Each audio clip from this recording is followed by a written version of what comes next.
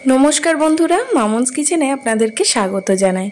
आज के आमी आपनादेर साथे गाँटी कचु बा मुखी कचु दिए एक दुर्दान्त रेसिपि शेयर करते चले एलाम। कचु जारा खेते पछंद करें तादेर तो एई रेसिपिटा भालो लागबेई, किन्तु जारा कचु खान ना ताराओ जोदि एई रेसिपिटी एकबार बानिये खान तारा किन्तु कचु खावा धरे जाबेन, एटुकु आमी बोलते पारी। अन्य किछु रेसिपि खाबेन किना जानि ना, तबे एई रेसिपिटी बानाले भात किन्तु चेटे पुटे साफ करे देबेन एई रेसिपिटी दिए। ताहले आजके कि बानाচ্ছি সেটা বলে দিই। আজকে বানাচ্ছি গাঁটি কচুর দম বা মুখী কচুর দম। আলুর দম তো আমরা সবাই খেয়েছি, কিন্তু কচুর দম হয়তো সবাই খাননি। অবশ্যই বাড়িতে একবার বানাবেন এইভাবে, তাহলে একবার কেন বারবার বানাতে মন চাইবে। তবে আজকে এটা আমি পেঁয়াজ রসুন দিয়ে আমিষ পদ্ধতিতে বানাচ্ছি, নিরামিষভাবেও এটা বানানো যায়, সেটা না হয় আজকে থাক, অন্য একদিন আপনাদের সাথে শেয়ার করব। এখানে আমি 250 থেকে 300 গ্রাম মতো কচু নিয়েছি।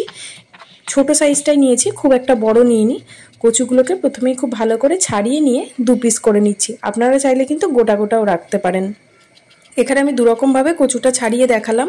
আপনারা বটি দিয়ে তো ছাড়াতে পারেনই, তার সাথে পিলার দিয়েও এভাবে ছাড়িয়ে নিতে পারেন, অথবা চাকু দিয়ে ঘষে ঘষেও কিন্তু ওপরের ছালটা তুলে নিতে পারেন। তারপরে টুকরো করে নিয়ে ভালো করে জল দিয়ে ধুয়ে নিয়েছি। কচুর ওই রোঙাগুলো থেকে যায়, যেটার জন্য একটু ভালো করে পরিষ্কার করে নিতে হয়। আর এই কচুটা যদি ভালো হয় তাহলে কিন্তু আপনাদের একদমই মুখ চুলকানোর ভয় নেই। বাজারে যে কচুগুলো পাওয়া যায় সেগুলো মুখ খুব একটা বেশি চুলকায় না। আমার কচুটা খুবই নরম ছিল, তাই সিদ্ধ করে নেওয়ার দরকার নেই। কড়াইয়ে প্রথমেই তেল গরম বসিয়ে দিয়েছি, বেশ অনেকটা পরিমাণেই তেল দিয়েছি, 3 থেকে 4 চামচ মতো। তেলের মধ্যে লবণ হলুদ দিয়ে ধুয়ে রাখা কচুগুলোকে ভেজে নেব। আপনারা যদি কচু সাইজটা বড় রাখতে চান চাইলে অল্প একটু ভাপিয়েও নিতে পারেন প্রথমে জলে। আমি কচুগুলোকে আর ভাপিয়ে নিইনি, ভেজে নিয়েছি, তারপর রান্না করেছি। দেখুন কত ভালো সিদ্ধ হয়ে যাবে তাতেই।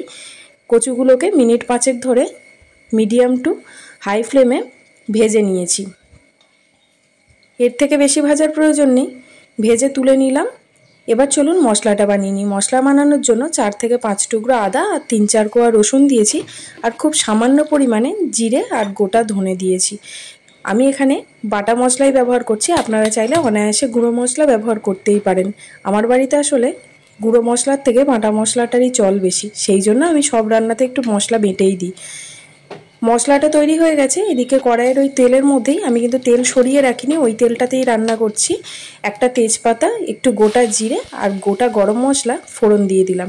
একটা এলাচ, 2টো দারচিনি স্টিক, তার সাথে দিয়ে দিয়েছি 2টো লবঙ্গ।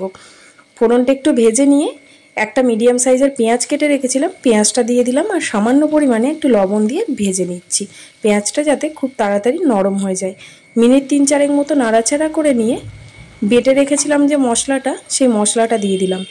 রান্নাটা কিন্তু ঘরে থাকা সামান্য কিছু উপকরণ দিয়েই করব, কিন্তু খেতে হয় বিশ্বাস করুন দুর্দান্ত। একবার হলেও বানিয়ে দেখবেন। মশলাটা একটু কষানো হয়ে আসলে এর মধ্যে পরিমাণ মতো হলুদ গুঁড়ো আর সামান্য একটু রঙের জন্য কাশ্মীরি লঙ্কার গুঁড়ো দিয়ে দিয়েছি। আপনারা কিন্তু চাইলে এটা স্কিপ করতে পারেন। আরেকটা কথা আমি আপনাদেরকে বলতে ভুলে গেছি, মানে দেখাতে ভুলে গেছি, আমি মশলা বাটার সময় কিন্তু 2টো শুকনো লঙ্কাও বেটে নিয়েছিলাম। আপনারা চাইলে এটা কাঁচা লঙ্কা দিয়ে করতে পারেন, তাতে কোনো অসুবিধা নেই। মশলাটা ভালো করে কষিয়ে নিয়ে মশলার বাটি ধোয়া জলটা দিয়ে ভালো করে তেল ছাড়া অবধি নাড়তে থাকবো। দেখুন পেঁয়াজটাও গলে গেছে, আর মাঝখানে দিয়ে দিয়েছিলাম একটু টমেটো কুচি, টমেটোটাও গলে গেছে। ভালো করে মশলাটাকে মাখা মাখা করে নিয়ে এর মধ্যে দিয়ে দিচ্ছি ভেজে রাখা গাঁটি কচুগুলো। গাঁটি কচুটা দিয়ে মিনিট 2 মতো নাড়াচাড়া করে নিয়ে পরিমাণ মতো জল দিয়ে দেব। জলটা একটু অল্প পরিমাণেই দেব, কচুটা সিদ্ধ হতে যেটুকু জল লাগবে সেইটুকুই, কারণ রান্নাটা আমি খুব বেশি ঝোল ঝোল করব না। লবণের দরকার ছিল, সেই জন্য সামান্য পরিমাণে একটু লবণও দিয়ে নিলাম। এবার ঢাকা দিয়ে মিনিট 10 রান্না করে নিই। 10 মিনিট পর ফেরত আসলাম। দেখুন জলটা অনেকটাই কমে গেছে, আর কচুগুলো কিন্তু একদম পারফেক্টলি সিদ্ধ হয়ে গেছে। এর থেকে বেশি সিদ্ধ হওয়ার দরকার নেই। কচুগুলো যদি একদম ঘেটে যায় তাহলে কিন্তু তরকারিটা খেতে মোটেও ভালো লাগবে না। এবার নামানোর আগে অল্প একটু ধনেপাতা কুচি, 2-4 দানা চিনি আর সামান্য একটু গরম মশলা গুঁড়ো ছড়িয়ে নেড়েচেড়ে স্ট্যান্ডিং টাইমে 5 মিনিট রেখে দিলেই একদম কচুর দম তৈরি। 1 থালা ভাত কিন্তু নিমেষে শেষ হয়ে যাবে এই তরকারিটা দিয়ে। আর যেটুকু ঝোল দেখছেন এটাও কিন্তু 5-10 মিনিট পরে আরেকটু বসে গিয়ে ঘন হয়ে যাবে। আজকের মতো এই পর্যন্তই, দেখা হবে খুব শিগগিরই নতুন একটা রেসিপি নিয়ে। সবাই ভালো থাকবেন, সুস্থ থাকবেন।